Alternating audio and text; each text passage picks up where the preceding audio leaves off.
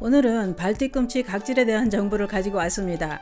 발뒤꿈치 각질은 젊은 층들한테서도 생기지만 특히 연령대가 높은 노년층들한테 더 많이 생깁니다. 그만큼 피부가 건조한 게 원인이라고 하는데요. 뿐만 아니라 날씨가 추워지고 건조해지면 더 심해져서 발뒤꿈치가 쩍쩍 갈라지기까지 합니다. 그래서 준비했습니다. 발뒤꿈치 각질은 소금에 이것을 섞어 바르면 매끈해집니다. 또한 발뒤꿈치 각질이 생기는 원인은 무엇인지, 발 각질은 제거를 해도 왜 또 생기는지 몽땅 알려드리려고 준비했습니다. 요즘 발뒤꿈치 각질이 양말을 뜯고 있거나 비듬이 생기고 쩍쩍 갈라지고 있다면 이번 영상 꼭 보시길 권해드립니다. 그 이야기 지금 시작합니다. 안녕하십니까. 노년생활정보의 모든 것 주어서 전성시대입니다. 요즘 발뒤꿈치는 어떠신가요? 혹시 각질이 두껍게 쌓이고 갈라지고 있는 걸 방치하고 계신 건 아니신가요? 요즘 날씨가 춥고 건조해 발뒤꿈치에 각질이 쌓이고 갈라지는 분들이 많다고 하는데요. 발 각질은 특히 겨울철에 더 심해집니다. 우선 발뒤꿈치에 각질이 쌓이면 보기에도 안 좋지만 양말을 신고 벗을 때 각질은 양말한테 자꾸 시비를 겁니다. 가만히 있는 양말을 붙잡고 뜯으면서 시비를 걸기도 하고 하얀 비듬을 뿌리며 행패를 부립니다. 그걸로 끝나지 않지요. 가뭄에 논바닥 갈라지듯이 발뒤꿈치를 쩍쩍 갈라지게도 만듭니다. 이렇게 되면 피도 나고 통증이 심해 걷기도 힘듭니다.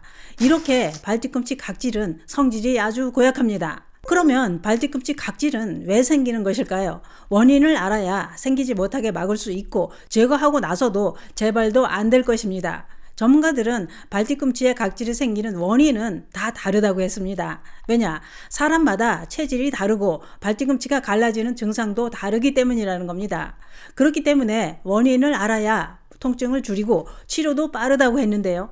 전문가들이 밝힌 발뒤꿈치에 각질이 생기는 원인은 이렇습니다. 우선 신체 부위 중에서 수분이 가장 적고 건조한 부분이 손바닥과 발바닥이라고 했는데요. 특히 발바닥에는 피지가 분포되는 유분선이 적다는 겁니다. 그렇기 때문에 주변 환경이 조금만 건조해도 발뒤꿈치 유분이 금방 말라서 각질이 쌓이고 심하면 쩍쩍 갈라지게 된다고 했습니다.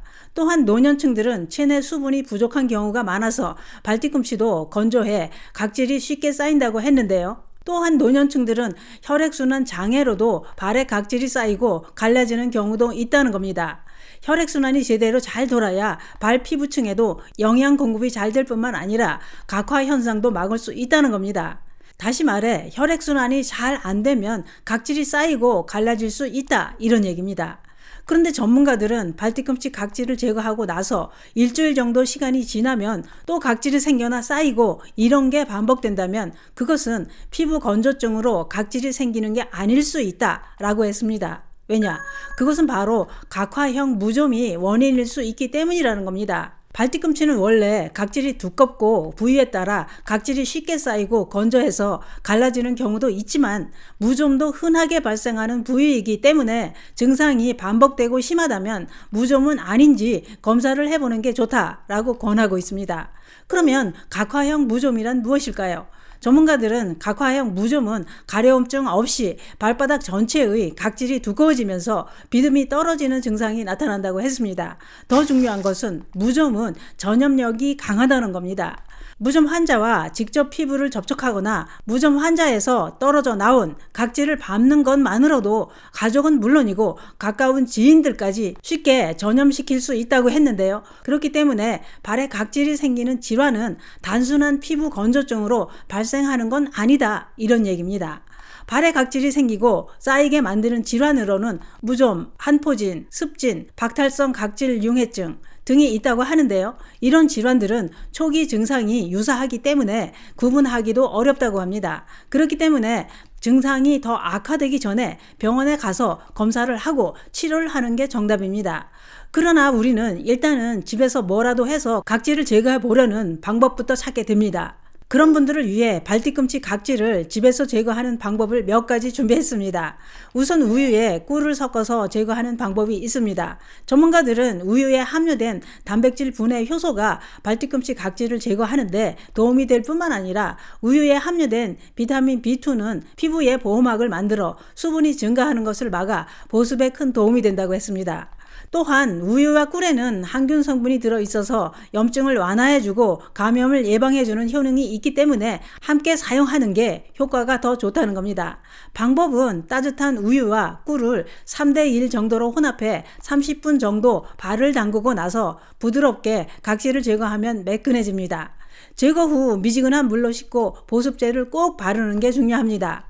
또는 흑설탕을 이용해도 각질이 제거됩니다. 흑설탕은 각질 제거 효과가 뛰어나다고 이미 널리 알려져 있습니다. 그 이유는 흑설탕에 풍부하게 함유된 비타민과 미네랄이 각질을 제거해 줄 뿐만 아니라 보습 효과도 뛰어나기 때문입니다. 방법은 흑설탕과 올리브 오일을 2대1 비율로 섞어서 발뒤꿈치에 문지르기만 하면 됩니다. 흑설탕 알갱이들이 각질을 제거하고 올리브 오일은 발을 촉촉하게 해줍니다. 제거한 후 미지근한 물로 씻어내고 보습제를 바르고 나서 랩으로 감싸고 주무시면 더 효과가 좋습니다. 또는 베이킹 식소다로 제거하는 방법도 있는데요. 이 방법은 제가 이미 다른 방송에서도 알려드린 적이 있었는데요. 효과를 보셨다는 분들도 있어서 다시 한번 알려드리려고 준비했습니다. 준비할 재료는 베이킹 식소다와 물을 3대1 비율로 섞어서 반죽을 만들어 발뒤꿈치에 문지르기만 하면 됩니다. 또는 따뜻한 물을 발이 잠길 정도로 준비해 베이킹 소다 2-3스푼을 넣고 희석한 물에 발을 10분 정도 담가서 불린 후 베이킹 식소다로 문지르면 잘 벗겨집니다.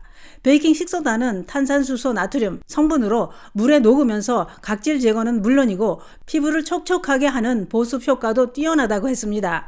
제거 후에는 씻고 보습제를 바릅니다. 이번엔 어느 집에나 다 있는 소금으로 제거하는 방법인데요. 이 방법은 미국 예일 뉴헤븐 병원 피부과 교수가 추천하는 방법입니다. 재료 준비도 사용 방법도 아주 간단합니다. 천일염 반컵과 올리브유 반컵을 준비해 섞어주면 끝입니다. 준비된 천일염 천연 스크럽제로 발뒤꿈치를 문지르기만 하면 각질이 벗겨지고 올리브 오일은 발을 촉촉하게 해줍니다. 제거가 끝나면 미지근한 물로 씻어내고 빠르게 보습제를 바른 후 랩으로 감싸 놓으면 더 효과가 좋습니다. 이런 방법은 저녁에 하시고 랩으로 감싸고 주무시는 게 더 촉촉해집니다. 만약 이렇게 각질을 제거해도 며칠 지나고 나면 또 생긴다. 그럴 땐 각화형 무좀은 아닌지 검사를 해보시는 게 좋습니다. 오늘은 이렇게 발뒤꿈치 각질에 대한 정보를 알아봤는데요. 발뒤꿈치 각질도 원인을 알아야 치료도 빠릅니다. 발뒤꿈치 각질은 집에서 천연 스크럽제로 싹 제거해 보시는 건 어떨까요? 제거 후 빠르게 보습제를 바르는 것도 꼭 기억해 두시기 바랍니다. 감사합니다.